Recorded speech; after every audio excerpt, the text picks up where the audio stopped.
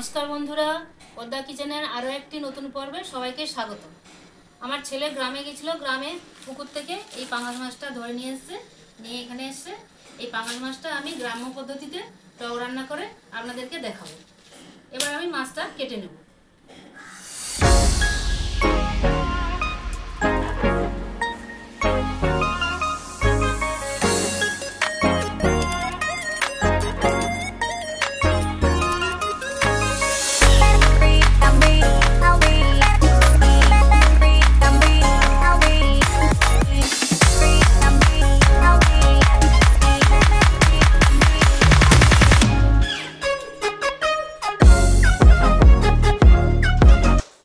মাছগুলো আমার কাটা হয়ে গেছে।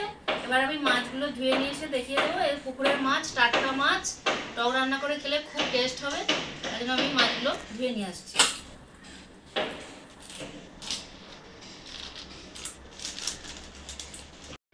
মাছটা আমি ধুয়ে নিয়ে এসেছি ভালো করে।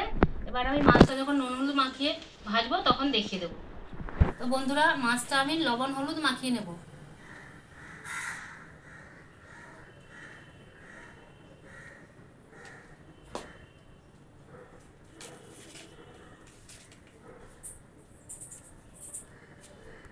লবণ হলুদটা আমার মাখানো হয়ে গেছে।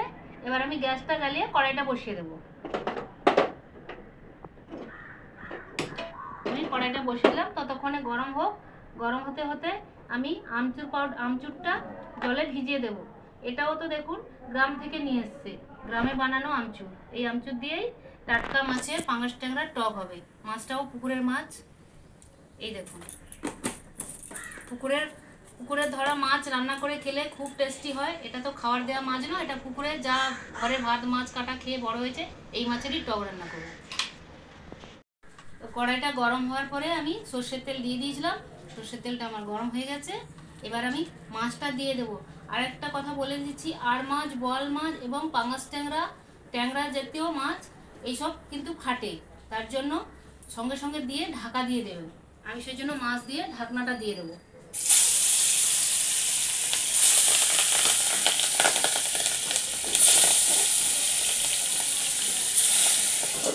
ঢাকনাটা দিয়ে দিলাম 5 মিনিটের জন্য। মাছটা ততক্ষণে ফাটা বন্ধ হয়ে গেলে আমি খুলে দেখে নেব। এই দেখুন কি সুন্দর একে একে মাছগুলো আমার সুন্দর করে ভাজা হয়ে গেছে, লাল লাল করে। এই আমি মাছগুলো তুলে নিচ্ছি। মাছগুলো তুলে নিয়েছি। তো এই ট্যাংরা মাছের টকে আমি কোনো মশলাও দেবো না, আমি শুধু জাস্ট সর্ষে ফোড়ন, শুকনো লঙ্কা দেব। এই দিয়ে দিলাম একটা শুকনো লঙ্কা, সর্ষে ফোড়ন, পাতলা টক হবে টকটা। এবার আমি দিয়ে দেবো অল্প হলুদ গুঁড়ো। তার উপরে আমি দিয়ে দেবো এই যে আমচুরটা ভিজিয়ে রেখেছিলাম, এই আমচুরের জলটা আমি দিয়ে দেবো।